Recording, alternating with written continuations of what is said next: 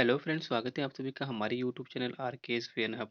तो फ्रेंड, आज की जो हमारी एक सीरीज रहेगी वो हमारी रहेगी जो टीएसएसबी में जो 2013 से 2024 तक जितने भी एग्ज़ाम हुए हैं टीचिंग के, उसमें जो सामान्य अध्ययन मतलब जीके और जीएस पूछा गया है उनको हम सारे के सारे कवर करने वाले हैं क्वेश्चन।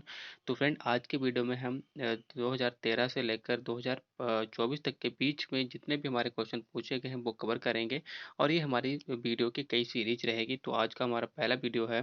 तो देखिए, जो हमारा पहला क्वेश्चन है इसमें बात कर रहा है, कह रहा है कि भारत का कुचिपुड़ी नृत्य से उत्पन्न हुआ था। कह रहा है कि जो भारत का कुचिपुड़ी नृत्य है वो किससे उत्पन्न हुआ था, कहाँ से उत्पन्न हुआ था बताना। तमिलनाडु से, आंध्र प्रदेश से, केरल से, तो उड़ीसा से। तो फ्रेंड, यहाँ पर देखना है तो जो भारत का कुचिपुड़ी नृत्य है वो आंध्र प्रदेश से उत्पन्न हुआ था। तो करेक्ट आंसर यहाँ पर हमारा आंध्र प्रदेश हो जाएगा। ठीक है फ्रेंड, आगे देखिए। तो नेक्स्ट जो हमारा क्वेश्चन है इसमें कह रहा है कि बीबी का मकबरा में स्थित है। यानी जो बीबी का मकबरा है वो कहाँ स्थित है? राजस्थान में स्थित है, उत्तर प्रदेश में, दिल्ली में या फिर महाराष्ट्र में? तो फ्रेंड, जो बीबी का मकबरा है वो महाराष्ट्र में स्थित है। तो करेक्ट आंसर यहाँ पर हमारा महाराष्ट्र हो जाएगा। ठीक है फ्रेंड, आगे देखिए। नेक्स्ट क्वेश्चन कह रहा है कि भूंगल किस प्रकार का बांध यंत्र है? जो भूंगल है वो किस प्रकार का बांध यंत्र है? वो हवा के बांध है या फिर तार बांध है, ठोस बांध है या फिर ताल बांध है? तो जो भूंगल किस प्रकार का बांध यंत्र है वो हवा के बांध यंत्र है। तो करेक्ट आंसर यहाँ पर वो हवा का बांध यंत्र हो जाएगा। तो यहाँ पर एक पहला हमारा करेक्ट आंसर हो जाएगा। ठीक है फ्रेंड, आगे देखिए। इसमें कह रहा है कि निम्नलिखित में से कौन सा कलाकार यानी संगीत वाद्य यंत्र का युग्म सही है? तो यहाँ पर हमें कुछ मैचिंग करना है। कह रहा है कि निम्नलिखित में से कौन सा कलाकार संगीत वाद्य यंत्र युग्म का सही है? तो यहाँ पर देखिए, एल सुब्रमण्यम वायोलिन है, या फिर जो उस्ताद अमजद अली खान थे तबला से थे, या फिर पूर्णा देवी सुरबहार हैं। तो फ्रेंड, अगर हम करेक्ट आंसर की बात करें तो यहाँ पर देखिए, जो हमारा करेक्ट आंसर हो जाएगा वो हमारा हो जाएगा ए एक, और हमारा थर्ड वाला आंसर हो जाएगा। ठीक है, यहाँ पर देखिए, जो एल सुब्रमण्यम वायोलिन है ये करेक्ट आंसर है, यानी एल सुब्रमण्यम वायोलिन से संबंधित रखते हैं। और जो अन्नपूर्णा देवी है ये सुरबहार से संबंध रखती हैं। तो करेक्ट आंसर ये हमारा फर्स्ट और थर्ड हो जाएगा। ठीक है, फर्स्ट और थर्ड हो जाएगा। तो यहाँ पर देखिए, जो उस्ताद अमजद अली खान है वो तबला वादक नहीं थे। तो यहाँ पर ये हमारा गलत है और दो हमारे सही है। तो यहाँ पर फर्स्ट और थर्ड हमारा बिल्कुल करेक्ट आंसर हो जाएगा। ठीक है, आगे देखिए फ्रेंड। नेक्स्ट क्वेश्चन हमारा है, कह रहा है कि राष्ट्रीय आय गणना की विधि क्या है? वो कह रहा है कि जो राष्ट्रीय आय गणना है की विधि है क्या है? उत्पाद विधि है, राजस्व विधि है, पूंजी विधि है, खपत विधि है? तो यहाँ पर देखिए, जो राष्ट्रीय आय गणना की विधि जो होती है वो उत्पाद विधि होती है। तो यानी जो उत्पादन होता है उसकी जो आय जितनी होती है उसी को हम क्या कहते हैं, राष्ट्रीय आय कहते हैं। तो करेक्ट आंसर यहाँ पर हमारा राष्ट्रीय उत्पाद विधि हो जाएगा। ठीक है फ्रेंड, आगे देखिए फ्रेंड। नेक्स्ट क्वेश्चन कह रहा है कि भाई कौन सा वर्ष है जिसका इस्तेमाल वास्तविक जीडीपी की गणना के लिए होता है? तो यहाँ पर हमें बताना है कि कौन सा वर्ष जो वास्तविक जीडीपी की गणना के लिए उपयोग में होता है। तो आधार वर्ष होता है या फिर वित्तीय वर्ष होता है? तो यहाँ पर हम बात करें तो देखिए, केवल फर्स्ट वाला, केवल सेकंड वाला, या फर्स्ट है सेकंड दोनों, या फिर ना ही फर्स्ट ना ही सेकंड? तो यहाँ पर देखिए, अगर हम करेक्ट आंसर की बात करें तो देखिए, सिर्फ जो आधार वर्ष होता है वही वास्तविक जीडीपी की गणना के लिए उसका प्रयोग होता है। तो यहाँ पर केवल हमारा फर्स्ट वाला सही हो जाएगा। ठीक है, आधार वर्ष बिल्कुल पहला वाला हमारा बिल्कुल सही होगा। ठीक है फ्रेंड, आगे देखिए। नेक्स्ट क्वेश्चन है, कह रहा है कि निम्नलिखित में से कौन सी भारतीय रिजर्व बैंक की मौद्रिक नीति की लिखित नहीं है? क्या कह रहा है कि निम्नलिखित में से कौन सी भारतीय रिजर्व बैंक की मौद्रिक नीति की लिखित नहीं है?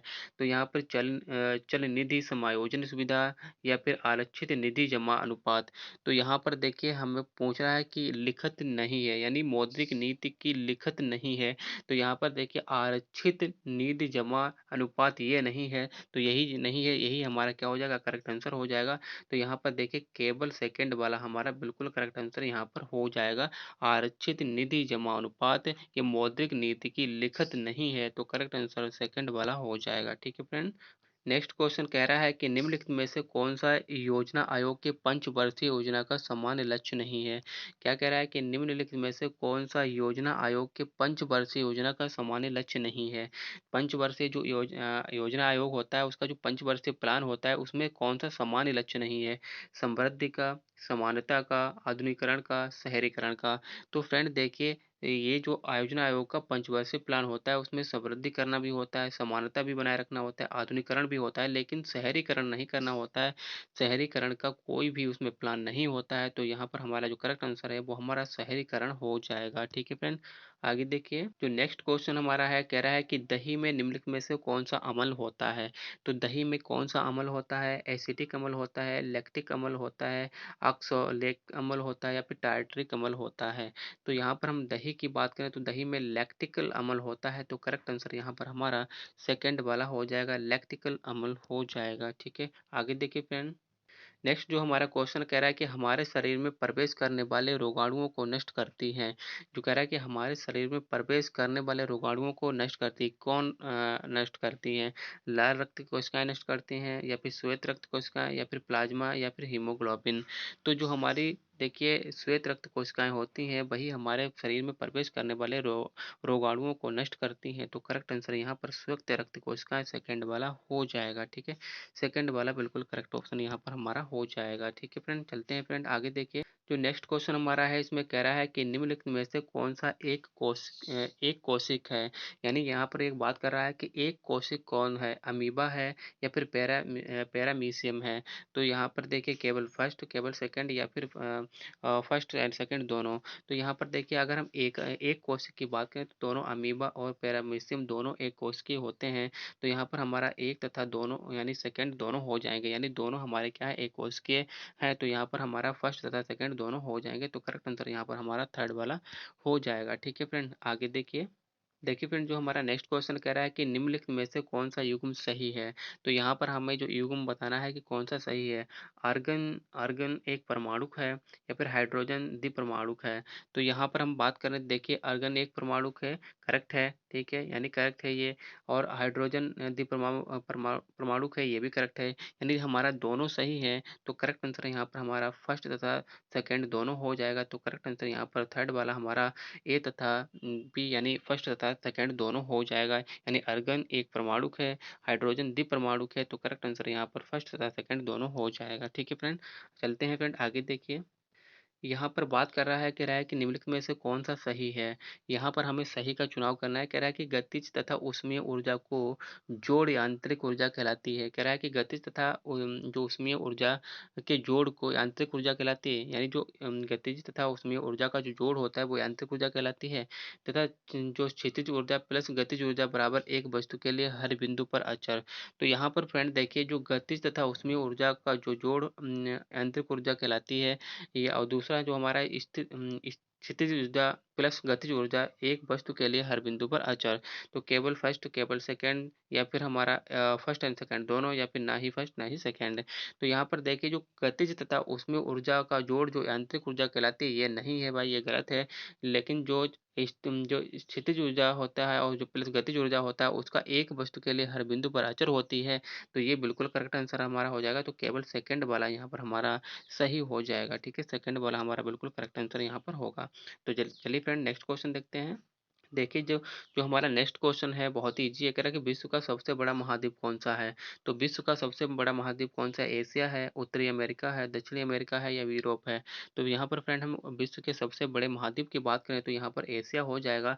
तो करेक्ट आंसर यहाँ पर हमारा सेकंड फर्स्ट वाला यानी एशिया हो जाएगा, जहाँ पर हम लोग निवास करते हैं। ठीक है, आगे देखिए फ्रेंड, नेक्स्ट क्वेश्चन है, कह रहा है कि वायुमंडल की सबसे ऊपरी परत है। वायुमंडल की सबसे ऊपरी परत कौन सी है? क्षोभ मंडल है, या फिर ब्रहा वायुमंडल है, समताप मंडल है, या फिर बहिर्मंडल है? तो यहाँ पर बात करें वायुमंडल की सबसे ऊपरी परत, देखिए ये ऐसे चलती है, और यहाँ पर ये बात कर रहा है कि इस परत को क्या कहते हैं? तो इसे बहिर्मंडल कहते हैं। तो करेक्ट आंसर यहाँ पर हमारा फोर वाला यानी बहिर्मंडल हो जाएगा। ठीक है, बहिर्मंडल हमारा क्या है? वायुमंडल की सबसे ऊपरी परत है। तो करेक्ट आंसर यहाँ पर बहिर्मंडल फोर वाला हो जाएगा। ठीक है फ्रेंड, आगे देखिए फ्रेंड, नेक्स्ट जो हमारा क्वेश्चन कह रहा है कि निम्नलिखित में से कौन सा कथन मोटे अनाज के संदर्भ में सही है, यानी कौन सा कथन यानी मोटे अनाज के संदर्भ में सही है, तो बताना है। देखिए, यह कम उपजाऊ तथा बलुई मृदा मृदा में उगाई जाती है, या एक हार्डी फसल है, या एक हार्डी फसल है जिसे कम तापमान और पर्याप्त वर्षा की आवश्यकता होती है। तो यहाँ पर केवल फर्स्ट होगा, केवल सेकंड होगा, फर्स्ट एंड सेकंड दोनों होगा, ना ही फर्स्ट ना ही सेकंड होगा। तो यहाँ पर देख लेते हैं। देखिए, यह कम उपजाऊ तथा बलुई मृदा में उगाई जाती है, मोटे अनाज की, बिल्कुल सही है। ठीक है। यह एक हार्डी फसल है जिसे कम तापमान और पर्याप्त वर्षा की आवश्यकता होती है, बिल्कुल सही है। तो यानी दोनों हमारे करेक्ट आंसर हैं। तो यानी दोनों हमारे जो युग्म है वो बिल्कुल सही है। तो यहाँ पर फर्स्ट तथा सेकंड दोनों हमारा करेक्ट आंसर हो जाएगा। ठीक है, थर्ड वाला बिल्कुल करेक्ट आंसर यहाँ पर हो जाएगा। ठीक है फ्रेंड, चलते हैं फ्रेंड, नेक्स्ट क्वेश्चन देखते हैं। देखिए, जो हमारा नेक्स्ट क्वेश्चन इसमें कह रहा है कि निम्नलिखित में से आध्यात्मिक खनिज कौन सा है। आध्यात्मिक खनिज कौन सा सा है। तो यहाँ पर देखिए, चूना पत्थर है, अभ्रक है। तो यहाँ पर हम आध्यात्मिक आध्यात्मिक खनिज की बात करें तो यहाँ पर देखिए, केवल फर्स्ट है, केवल सेकंड है, या फिर फर्स्ट एंड सेकंड दोनों है, या फिर ना ही फर्स्ट ना ही सेकंड है। तो चूना पत्थर और अभ्रक दोनों हमारे क्या है, आध्यात्मिक खनिज हैं। तो यहाँ पर हमारा फर्स्ट तथा सेकंड दोनों हमारा करेक्ट आंसर हो जाएगा। ठीक है, यानी थर्ड वाला बिल्कुल करेक्ट आंसर यहाँ पर हमारा हो जाएगा। ठीक है फ्रेंड, नेक्स्ट देखते हैं क्वेश्चन। देखिए फ्रेंड, जो हमारा नेक्स्ट क्वेश्चन है, कह रहा है कि निम्नलिखित में से कौन सा कथन हड़प्पा के लोगों के संदर्भ में सही है। तो हड़प्पा के लोगों के संदर्भ में कौन सा कथन सही है। वह पत्थर की मुहरें बनाते थे, उन्होंने सुनहरे डिजाइन के साथ टाइल्स बनाई। तो यहाँ पर पहला फर्स्ट फर्स्ट वाला, या फिर केवल सेकंड वाला, फर्स्ट एंड सेकंड दोनों, या फिर ना ही फर्स्ट ना ही सेकंड। तो यहाँ पर देख लेते हैं, वह पत्थर की मुहरें बनाते थे, ये तो बिल्कुल सही है। ठीक है, लेकिन उन्होंने सुनहरे डिजाइन के साथ टाइल्स बनाई थी, लेकिन इतने वो डेवलप नहीं हुए थे कि वो डिजाइन वगैरह बनाने लग जाते किसी चीज़ की ये टाइल्स पर। तो यहाँ पर ये वाला हमारा गलत हो जाएगा। ठीक है, तो केवल फर्स्ट वाला हमारा बिल्कुल यहाँ पर सही हो जाएगा। ठीक है, केवल वह पत्थर की मोहरें बनाते थे, ये बिल्कुल करेक्ट आंसर हमारा है। ठीक है, तो पहला वाला बिल्कुल करेक्ट हो जाएगा। देखते हैं फिर नेक्स्ट क्वेश्चन। यहाँ पर बात कर रहा है कि निम्नलिखित में से कौन सा वेद है। तो यहाँ पर निम्नलिखित में से कौन सा वेद है। ऋग्वेद है, यजुर्वेद है, या फिर हमारा अ, या फिर हमारा सामवेद है, या फिर अथर्ववेद है। तो यहाँ पर फ्रेंड बात करें तो देखिए, चारों हमारे वेद हैं। तो यहाँ पर हमारा first second third and fourth ही हमारा बिल्कुल चारों वाले क्वेश्चन, यानी जो 4 नंबर का जो हमारा ऑप्शन है, यानी चारों हमारे क्या है, वेद हैं। तो करेक्ट आंसर यहाँ पर हमारा 4 वाला हो जाएगा। ठीक है फ्रेंड, आगे देखिए। नेक्स्ट क्वेश्चन बात कर रहा है कि किस वंश के काल में दिल्ली एक साम्राज्य की राजधानी बनी थी। वो कह रहा है कि किस वंश के काल में दिल्ली एक साम्राज्य की राजधानी बनी थी। राजपूत, खलजी, तुगलक, या फिर सैयद।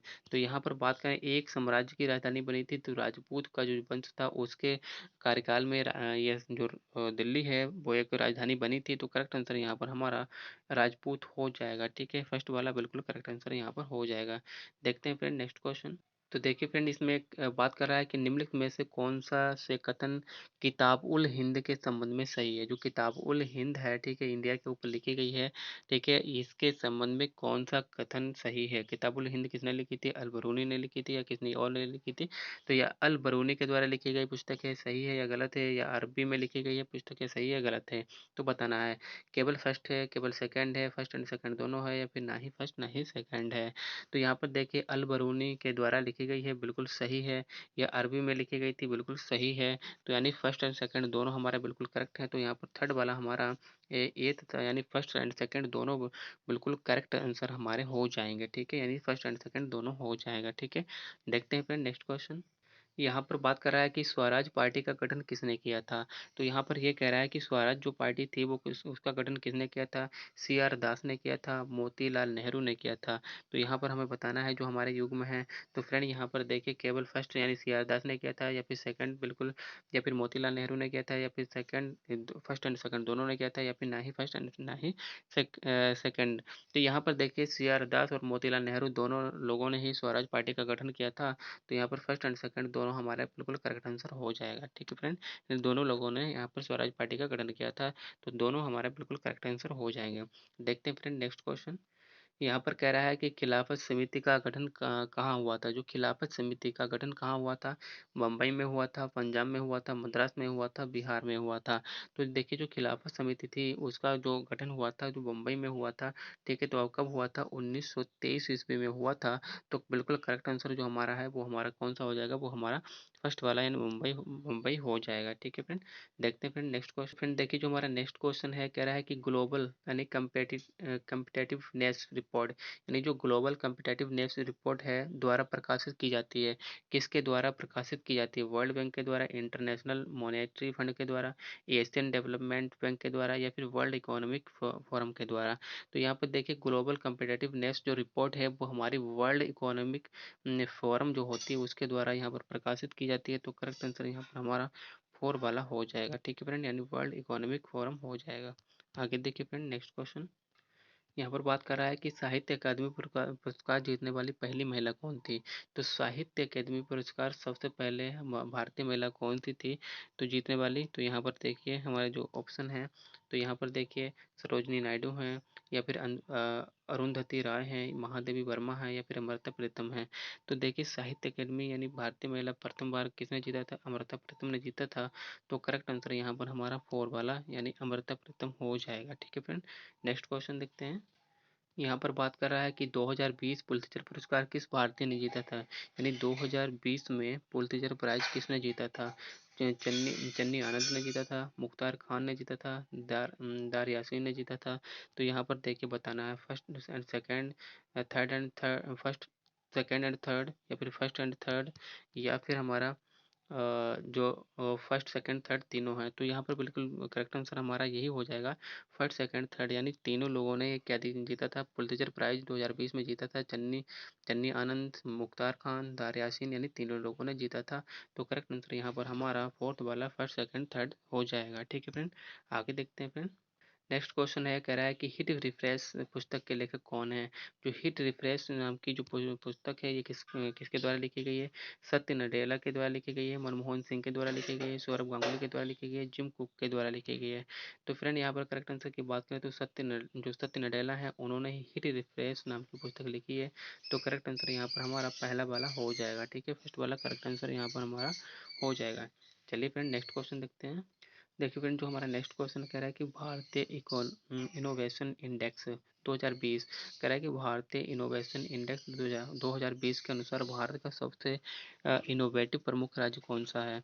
तो यानी देखिए जो 2020 के जो इनोवेशन इंडेक्स है उसके हिसाब से जो भारत का सबसे इनोवेटिव प्रमुख राज्य कौन सा है? तो केरल है, कर्नाटक है, महाराष्ट्र, तमिलनाडु है।